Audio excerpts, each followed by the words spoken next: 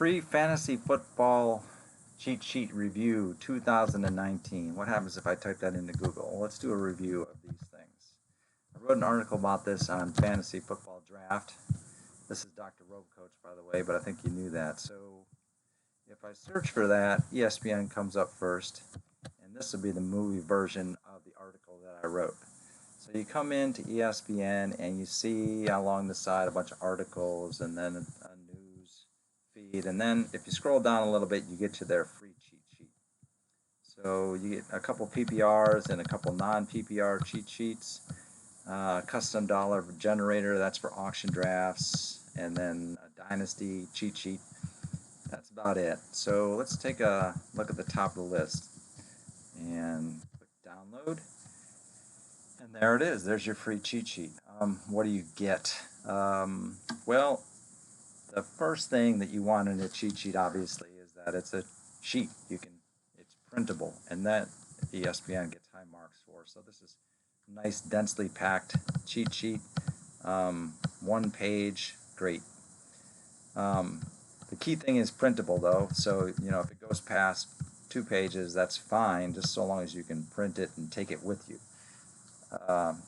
And cross players off as you go, etc., etc. So this is your PPR cheat sheet, and what else do you want beyond printability? Well, the first thing you want that this doesn't really have is, let's take a look down here at the bottom. So if I zoom in and I look over here, it tells me what is this all about? What are the assumptions, or what's the configuration, I should say. So you want customization, and this is not customized. It's based on a 10-team league, 1 QB, 2 running backs, 2 wide receivers, 1 tight end, 1 flex, 1 kicker, decimal scoring, blah, blah, blah, and on down the list. Does this match your league? Chances are not, given the infinite number of ways leagues can be set up. Chances of this matching, about 0. So it matters, if your league has 3 wide receivers and you use a cheat sheet that has 2 wide receivers in the configuration, wide receivers are going to be undervalued on this cheat sheet. And likewise for any changes in scoring, if you have 12 teams, it's going to put way more demand on the supply restricted positions. There's only so many good running backs, and the more teams you have, then there's the demand for those running backs is going to go shoot the value of those players way up. So what do they give you here? So you don't get your customization. What they do give you is right over here. So we've got you've got the rank, the overall positional rank. You can see right there is for this player. That's right there. Not sure, they don't say what the 13 in parentheses stands for. Maybe the overall. Oh, that's the overall positional rank. Overall rank is in parentheses. So that's useful information. So by position, and then overall rank, and then the name, obviously, and then the auction dollar value, which is useless to a snake drafter, and the bye week, which is equally useless in my opinion. But that's a whole different topic. In any event, so that's what you get. What do you want? Not this. What you want is something called tier. So let me explain tier to you. So let's back out of here and go back up to the top, and we'll take a look at the top QBs. So we've got, where'd they go? There they are. Way over here. Patrick Mahomes at number 1, Deshaun Watson at number 2, and Aaron Rodgers at number 3. And you'll see the overall positional rank for Mahomes is way higher than Watson or Rodgers. So you can assume that Mahomes is in a whole different tier. He's playing at a whole other level. He's elite, top shelf, etc. But these two aren't.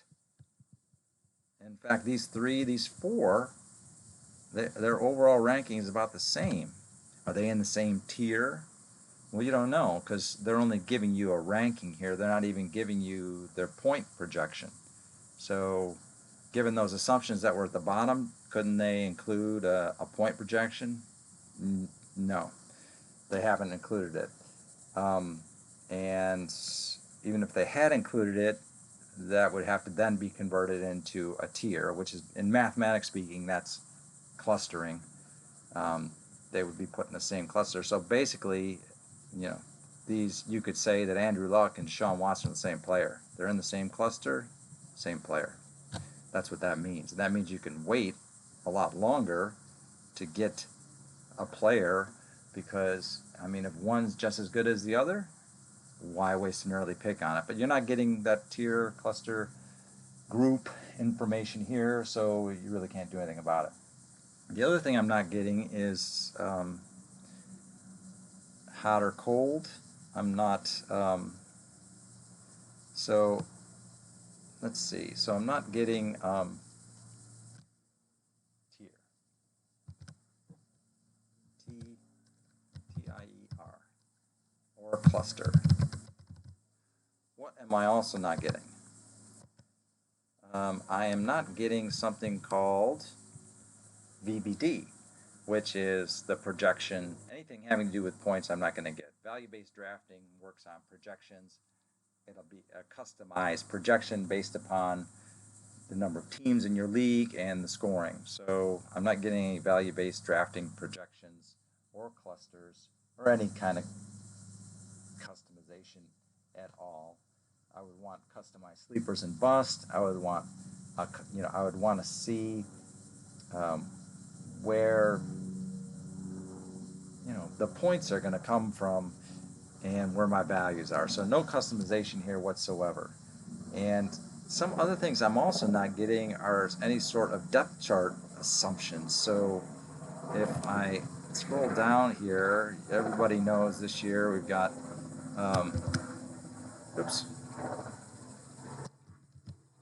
everybody knows this year we've got Nick Chubb, and he's being backed up by two awesome running backs.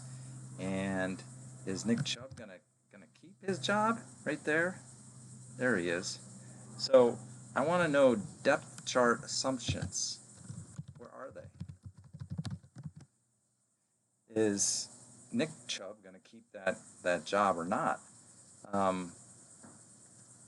It's not clear here what their assumptions are. So if I'm going to pick Nick Chubb, does that mean that I also have to pick up Kareem Hunt? It's not clear. Why not put an asterisk there, or at least have a link somewhere to elsewhere in your site where you can see assumptions about the projections. My guess is there aren't any assumptions, and this is just really a regurgitation of what one person thought, but beyond that, or maybe multiple people, they thought and they put it all together, but there are no assumptions put there. So you'd want to see that, and the bottom line is you'd also want to see when's the latest I can pick up this player, and I call that WUP, wait until pick, WUP. So if I'm gonna, that has to be in a cheat sheet if it's going to be any good. So I know that Nick Chubb's overall pick, they're presenting it here to me as 34, and he's the 15th best running back. So given that information, when should I pick him? Should I pick him at 34? Or should I pick him, can I get him later or sooner? Well, that depends on the average draft position. So this is the overall ranking of ESPN, but the average draft position is something that exists outside of ESPN. It's it's a thing that changes day to day as news comes in about players. So, for example, we found out Todd Gurley had arthritis, and bang, his ADP dropped 10 points. So it says that Gurley's overall draft pick would be around 11, but given that the ADP dropped 10 points and now he's going in the late first round, or actually he's well beyond 11. He's in the late teens now for some leagues. Well, that may not be true, but in any event, I think you can see where I'm going. So if a player's ADP, which exists outside of ESPN, is higher than his overall ranking in ESPN, that means that you can wait a little longer to get them. And the difference between the 11 here and what he's going at is basically whether or not he's a sleeper or a bust. So for your league, you'd want to know customized sleepers and busts. So you're not getting that here. You don't know that Gurley's ADP is now 15 and he's a sleeper if you can get him at anything around 11. But then again, you don't get the assumptions either. So was arthritis even involved in this pick of Gurley at number 7 overall? You don't see that. So overall, I'd have to say that this, if you're looking at this cheat sheet and you're going to use it in your league,